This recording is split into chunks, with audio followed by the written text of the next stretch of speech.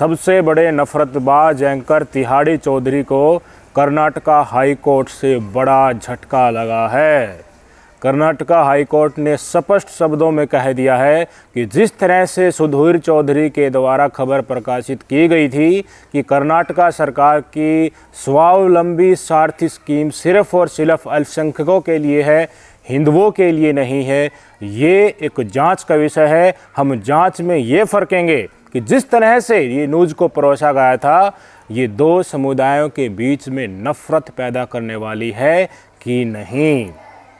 बड़े ही ठसक से सुधीर चौधरी ने कहा था कि जब एफआईआर कर्नाटका की कांग्रेस सरकार ने इनके ऊपर की थी, इनकी कांग्रेस की सरकार को बदनाम करने की इस एक तरीके से कोशिश की थी और ये दिखाने की कोशिश की थी कि विपक्ष जितने भी हैं, कांग्रेस सरकार जो भी है, वो तो सिर्फ मुसलमानों का फेवर करती है, हिंदुओं के लिए उनके मन में कोई जगह नहीं है।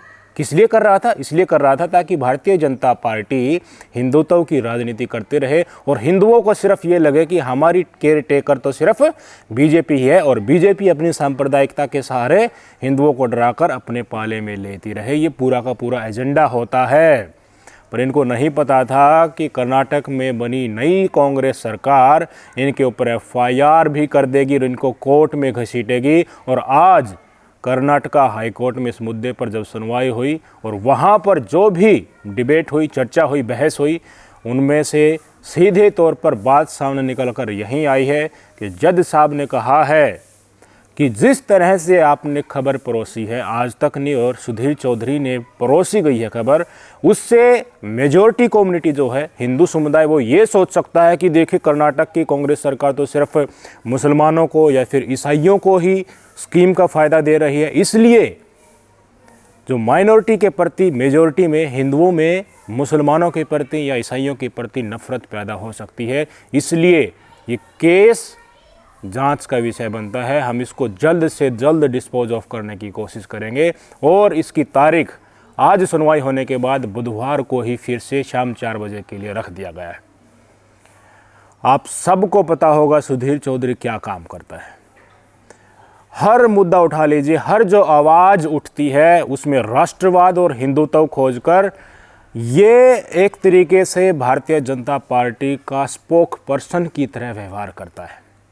जब बेरोज़गार अपने न्याय मांगने के लिए सामने आता है तो ये बेरोज़गारों को कहता है कि इनमें तो नौकरी पाने की स्किल ही नहीं है।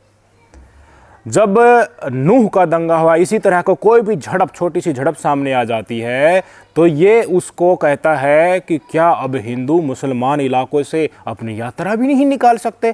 कुछ हुआ हो, किस तरह से भड़काया गया हो या साजिश किस तरह किसके द्वारा रची गई, उससे इसको कोई लेना देना नहीं। पर ये दिखाने की कोशिश करता है कि हम हिंदू हैं ना, हिंदुओं को मुसलमानों के इलाके से देखिए किस तरह से पत्थरबाजी करके रोका जा रहा है। और लव जिहाद हो गया, मजार जिहाद हो गया, उत्तराखंड की जो खबरें हमने 2-4 बार आपको दिखाई थी, उन तमाम मुद्दों को ये झट से लपक लेता है और मुसलमानों को, अल्पसंख्यकों को बदनाम करने में तनिक भी नहीं कूचता है। इसका एजेंडा बिल्कुल वही एजेंडा है जो भारतीय जनता पार्टी फॉलो करती है, वही नफरतबाजी का एजेंडा कि राष्ट्रवाद और हिंदुत्व का सहारा लेते रहो। जनता मूर्ख है, उनको ज़्यादा से ज़्यादा मूर्ख बनाओ, मुसलमानों को हिंदुओं से लड़ाओ, हिंदुओं को ये दिखाने की कोशिश करो कि देखिए मुसलमान तुम्हारा हक खा रहे हैं, तुम्हारे दुश्मन वही हैं, इसलिए तुम अपने हिंदुत्व, जो तुम्हारी केयर टेकर है, जिस तरह से हिंदू की राजनीति जो करती है बीजेपी, उसी के पाले में जाते हुए नजर आओ। केदारनाथ को लेकर इसने एक स्टोरी की थी कि लोग वहाँ पर फ़ोन ले जाते हैं और वहाँ पर रील बना रहे हैं, इससे हमारी भावनाएं आहत होती हैं। और 10 दिन बाद यही भाई साहब उसी केदारनाथ में जाकर वहाँ पर इंटरव्यू कर रहा था, अपनी पीठ मंदिर की तरफ ये किया हुआ था। ये इसका हिंदुत्व है और ये इसका राष्ट्रवाद है। अब जिस तरह से विपक्षी गठबंधन ने इन सब का बायकॉट किया है, जितने भी टॉप के नफरती एंकर थे, हेट फैलाते हैं देश में, नफरत फैलाते हैं, इन सब का बायकॉट होने के बाद ये तिल मिला रहे हैं बुरी तरीके से। कह रहे हैं कि विपक्ष के सामने हम डटकर खड़े थे, उनसे मनपसंद सवाल नहीं पूछ रहे थे, कठोर सवाल पूछ रहे थे, इसलिए उन्होंने हमें बायकॉट कर दिया। और आज जिस तरह से इन्होंने ये काम किया है, ये मीडिया की आज़ादी पर प्रहार है। वैसा सरकार तुम्हारी है, जिस एजेंडे के तहत तुम बोलते हो, उन्हीं की भाषा, उन्हीं सरकार ने तुम्हें सिक्योरिटी दी हुई है, तो तुम्हारी आज़ादी इसी सरकार में खतरे में आ गई। विपक्ष की सरकार थोड़ी है, वो तो पहली सरकार से दूर बैठे हैं। रही बात सवाल पूछने की, तो कौन से कठोर सवाल भाई साहब सुधीर चौधरी ने पूछे हैं अपने प्रोग्राम में आजकल, एक एक करके मैं दिखाना चाहूँगा। आप मुझे बताइए अगर इन्होंने सवाल पूछा हो। मणिपुर पर इन्होंने कितने सवाल पूछे हैं, चीनी घुसपैठ पर इन्होंने कितने सवाल पूछे हैं, चीन द्वारा अरुणाचल और अक्साई चीन को अपने नक्शे में शामिल किए जाने पर इसने कितने सवाल पूछे हैं, गरीबी, भूखमरी, बेरोजगारी पर कितने सवाल पूछे हैं, गिरती अर्थव्यवस्था और उड़ते हुए डॉलर पर इसने सरकार से कितने सवाल पूछे हैं, सड़कों पर मॉब लिंचिंग आए दिन हो रही है उसके ऊपर इसने कितने सवाल पूछे हैं, प्रधानमंत्री मोदी जी प्रेस कॉन्फ्रेंस क्यों नहीं कर रहे इसके ऊपर सवाल क्यों नहीं पूछे हैं, व्यक्ति रेलवे स्टेशन और हवाई अड्डों पर कितने सवाल पूछे, राफेल की दलाली का जिम्मा अनिल अंबानी को दिए जाने पर कितने सवाल पूछे, हिंडनबर्ग रिपोर्ट आने के बाद क्या अंबानी से कुछ सवाल पूछे, सरकार से कुछ सवाल पूछे, सुभाष चंद्रा का 6,700 करोड़ का कर्ज माफ कर दिया इसने सवाल पूछा, पुलवामा पर सत्यपाल मलिक ने खुलासे किए, बड़े ही गंभीर खुलासे, हमारे नौजवानों के साथ जिस तरह से उनको वोट बैंक के लिए यूटिलाइज किया गया, उस पे एक भी सवाल इस पूरे गोदी मीडिया ने पूछा, सुधीर चौधरी को छोड़ दीजिए, पूरी जिनका बायकॉट किया गया इस भक्त मंडली ने एक सवाल भी पूछा हो तो। कश्मीर में धारा 370 जब हटी तो बड़े ही गर्व के साथ मोदी की महिमा मंडन कर रहे थे कि देखिए वो करके दिखा दिया जो आज तक नहीं हुआ, असल राष्ट्रवादी तो यही है। क्या हुआ, 2 दिन पहले अभी खबर आई है, हमारे 3 बहादुर योद्धा वहाँ पर मारे गए। 370 हटने का ये फ़ायदा हुआ, वहाँ पर हो गया आतंकवाद ख़त्म, हो गया सब कुछ शांति कश्मीर में।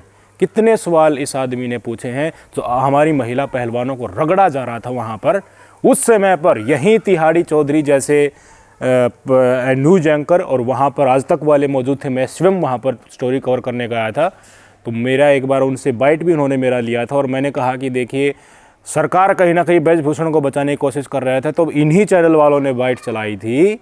मैंने उसको बाद में देखा भी कि देखिए जिस तरह की पहलवान बातें कर रहे हैं इसी तरह की मेंटलिटी के लोग भी यहाँ पर आ रहे हैं लगातार।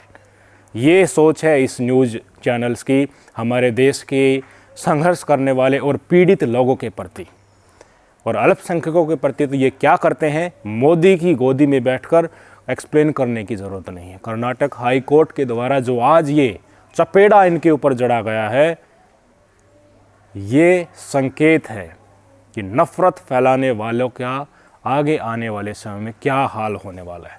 कांग्रेस की सरकार ने और राजस्थान की सरकार ने रीढ़ दिखानी शुरू कर दी है और जहाँ जहाँ आगे आने वाले समय में चुनाव होंगे वहाँ पर कांग्रेस की सरकार विपक्ष की सरकार बनने वाली है। बीजेपी का सुपड़ा साफ होने वाला है। भाई साहब मुझे आप ये बता दीजिए, अगर यहीं मीडिया वाले जिनका बॉयकॉट किया गया है अब ये बुरी तरह से चिल्ला रहे हैं, अगर ये सरकार से सवाल पूछते तो क्या मणिपुर में समय रहते सारी चीज़ों को कंट्रोल नहीं किया जाता? हमारी महिलाओं को जिस तरह से वहाँ पर नग्न अवस्था में घुमाया गया, क्या वो नहीं रुक सकता था? 750 से ज़्यादा किसान मारे गए, क्या वो नहीं रुक सकते थे? महिला पहलवानों को जंतर मंतर पर घसीटा गया, क्या वो नहीं रुक सकता था? मोनू मानेसर के चलते इतना बड़ा बवाल वहाँ पर हो गया। पुलिस प्रशासन सरेआम मोनू मानेसर के साथ काम करता रहा, समय रहते उसको गिरफ्तार नहीं किया गया। कितने लोग वहाँ पर मारे गए और अब उसको एक तरीके से भुनाया जा रहा है चुनाव के चलते। ममन खान को गिरफ्तार कर लिया गया है, मोनू मानेसर को गिरफ्तार कर लिया गया है। इनसाइड स्टोरी क्या चल रही है, खिचड़ी क्या पक रही है सरकार और पुलिस प्रशासन के साथ मिलकर, कौन क्या खेल रहा है किसी को नहीं पता चल रहा है। ये स्थिति दिखाती है कि अगर हमारे यही नफरती एंकर अपने पैरों पर होते और चौथे स्तंभ की सही रखवाली करते तो जिस तरह से हमारे लोकतंत्र को दीमक की तरह इस सरकार ने खा लिया है, ये इरिपेयरेबल डैमेज नहीं होता। अब इनको अक्ल ठिकाने धीरे धीरे आ पाने लगी है। एक पर कार्रवाई होगी ना, एक एग्जाम्पल सेट कर दिया जाएगा तो ये सारे नफरती बिल में घुस जाएंगे। अब तक इनको घमंड था कि सरकार भी तुम्हारे साथ है और खूब पैसा तुम्हारे ऊपर फेंका जा रहा है, तो जितना बदनाम विपक्ष को तुम कर सकते हो और जितना नफरत इस देश में फैला सकते हो उतना फैलाओ, तुम्हारा कोई बाल भी बाका करने वाला नहीं है। इतना बड़ा, इतना गंदी तरीके से चीज़ों को ये दिखाते हैं और वाजिब सवालों को एक तरीके से कूड़े में फेंक देते हैं, पर इनके मुंह पर थोड़ी सी भी सिकन नहीं होती है। बदनामी के साथ उसी चेहरों के लेकर अगले दिन फिर हिंदुत्व, हिंदू मुस्लिम और राष्ट्रवाद का झूठा पाठ पढ़ाने लगते हैं। ये है तिहाड़ी चौधरी जैसे लोगों की असल हकीकत। और अब भारतीय जनता पार्टी इन नफरती, इन पालतू मीडिया वालों के पक्ष में आ रही है और लगातार ट्वीट करते जा रही है। और यही नफरती एंकर अपने आप को अब राष्ट्रवादी कह रहे हैं और कह रहे हैं कि हमारे ऊपर जो बैन लगाया गया था इसको हम एक गहने की तरह ले रहे हैं। हम पत्रकार ऐसे थे कि हम बहुत करड़े, बहुत कठोर सवाल विपक्ष से पूछ रहे थे, उनके आगे चरण चुंबक नहीं बने, इसलिए हमें बायकॉट किया गया है। यही तो लोग, देश की जनता को पता ही है। तुम विपक्ष से ही कठोर सवाल पूछ सकते हो, पर सत्ताधारी पार्टी के आगे सवाल पूछने की तुम्हारी औकात नहीं है। उनके आगे तो तुम रेंगोगे। वो कहेगी तुम तलवे चाटो तो तुम तलवे चाटोगे, वो कहेगी तुम मुसलमानों को बदनाम करो तो तुम मुसलमानों को बदनाम करने के साथ साथ पत्थरबाज और देशद्रोही करार कर ही दोगे।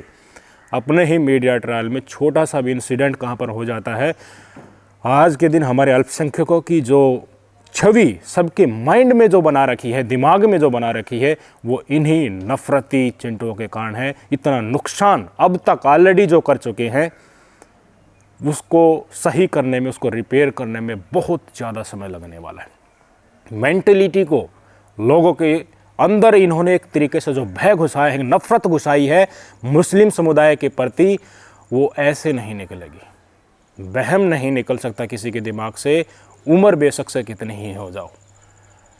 उसके लिए इस तरह के लोगों को एक्सपोज करना ज़रूरी है। जो लोग टीवी देखते हैं उनके साथ आप चर्चा कर लेने लग जाना, भाई साहब वो चर्चा करते करते आपके साथ लड़ाई कर लेगा पर मानेगा नहीं, आपसे रूठ जाएगा और कहेगा कि हाँ देश बदल रहा है और एक नए मुकाम को छू रहा है। मुसलमान या अल्पसंख्यक तो इस देश को सिर्फ और सिर्फ तोड़ना चाहते हैं, उनमें तो देशभक्ति है ही नहीं। वे तो विदेशी जो मुल्क है ना, उनके प्रति अपनी जवाबदेही और अपनी आस्था रखते हैं, उनके प्रति ही वो उनकी भक्ति होती है। ये चीज़ें लोगों के दिमाग में घुसा दी गई है।